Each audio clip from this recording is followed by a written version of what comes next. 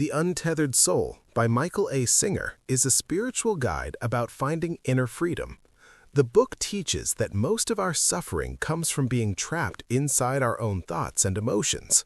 It explains that we are not the voice in our head, not our fears, and not our past experiences. Instead, we are the awareness that notices all of these things.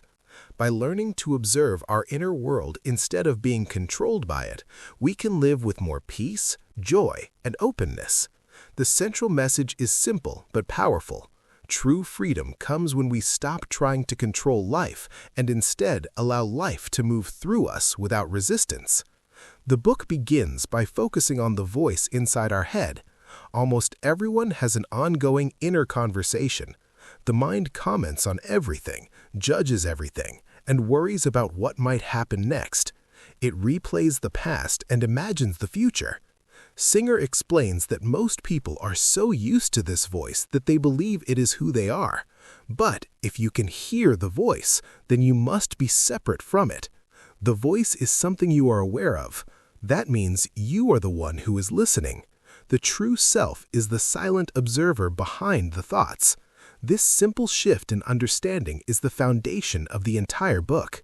When you realize that you are the awareness behind the voice, you begin to loosen the grip that thoughts have on you.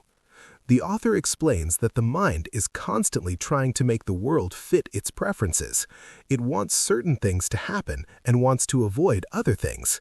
It builds opinions about people and situations. It tries to create a sense of safety by predicting and controlling life. But life is always changing.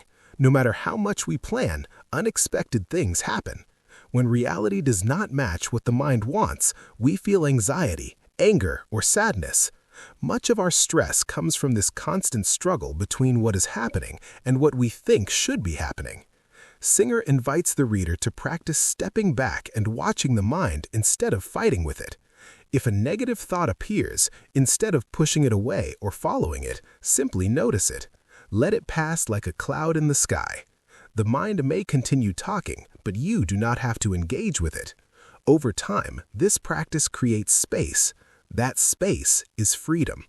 You begin to see that thoughts are just mental events. They are not commands. They are not facts about who you are.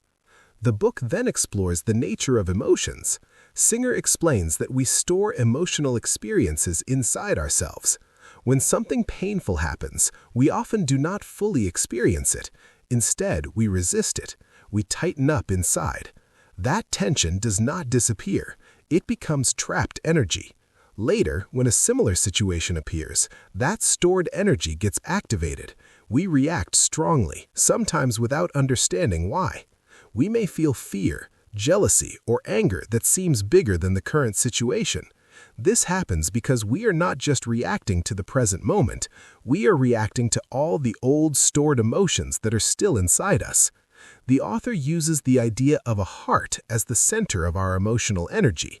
When we feel hurt, we tend to close our heart to protect ourselves. We build walls inside. These walls are meant to keep pain out, but they also keep joy out. The more we close, the less alive we feel. Singer suggests that instead of closing when pain arises, we should relax and allow the feeling to pass through us. Emotions are like waves of energy. If we resist them, they stay. If we allow them, they move through and dissolve. This idea requires courage. It is natural to avoid discomfort, but Singer explains that the discomfort is temporary if we do not resist it. The real suffering comes from holding on and trying to control the experience.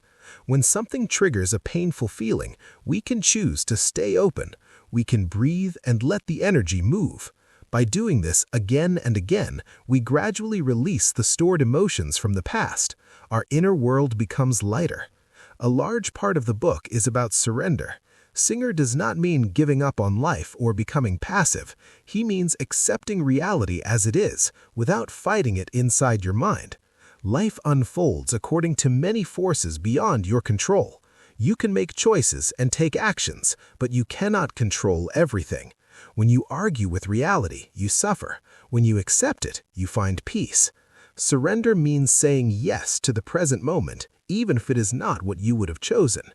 The author gives many examples of how the mind creates problems. For instance, if someone criticizes you, the mind may replay the words again and again.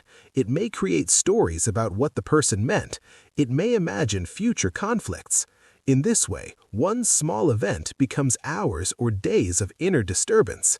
But if you simply experience the words as sounds that happened and let them go, the event ends quickly. The mind is what keeps it alive. Singer explains that the desire to control life is rooted in fear. We are afraid of being hurt, rejected, or unsafe, so we try to build a world that matches our preferences. We choose friends who agree with us. We avoid situations that challenge us. We create routines that feel secure. There is nothing wrong with having preferences, but when our happiness depends on everything going our way, we become fragile. True strength comes from being okay no matter what happens. The book also describes consciousness as a field of awareness that is always present. Thoughts, emotions, and sensations come and go within this field, but awareness itself does not change. It is steady and silent. When you rest as awareness, you feel a deep sense of peace. You realize that you are not limited to your body or your personal story. You are the one who is aware of the body and the story. This shift can feel freeing and expansive. Singer talks about energy flowing through the body. When we are open and relaxed, energy moves freely. We feel alive and connected. When we resist experiences, we block that flow. The blocks create tension in the body and mind. Over time, this tension can affect our health and happiness. By staying open and allowing experiences to pass through, we keep the energy flowing. Life feels more vibrant. Another important theme in the book is the idea of witnessing. The practice of witnessing means observing everything that happens inside you without judgment. You watch your thoughts, emotions, and reactions as if you are sitting on a seat of awareness behind them. You do not try to change them, you simply notice them. This practice gradually weakens the patterns that cause suffering. The more you observe, the less you are controlled by automatic reactions. Singer explains that personal growth is not about adding something new to yourself. It is about removing what blocks your natural state of joy. At your core, you are already whole and peaceful. The tension, fear, and confusion come from stored emotional energy and constant mental activity. By letting go of resistance, you uncover the freedom that was always there. The book also explores the concept of death, not in a dark way, but as a reminder of the temporary nature of life. Everything changes. Bodies age, situations shift, people come and go. When we deeply accept this truth, we stop clinging so tightly. We appreciate moments more fully because we know they won't last forever. This awareness can bring gratitude and humility. Singer often encourages the reader to take life as a teacher. Every situation, especially the difficult ones, shows us where we are still holding on. If someone upsets you, that upset is pointing to a place inside that needs attention. Instead of blaming the outside world, look within. Ask why this situation is triggering you. Usually, you will find a stored fear or belief. By working with that inner block, you grow stronger and freer. The author emphasizes that spiritual growth is not about leaving your normal life. You do not need to move to a monastery or withdraw from society. Your daily experiences are enough. Each interaction, each challenge is an opportunity to practice openness and surrender. The path is simple, but not always easy. It requires honesty and commitment. Another key idea is that happiness does not come from arranging the outside world perfectly.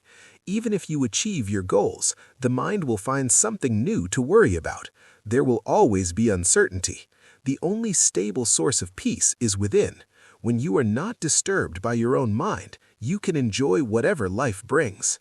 Singer describes three main inner positions: being lost in thoughts, being aware of thoughts, and being aware of awareness itself.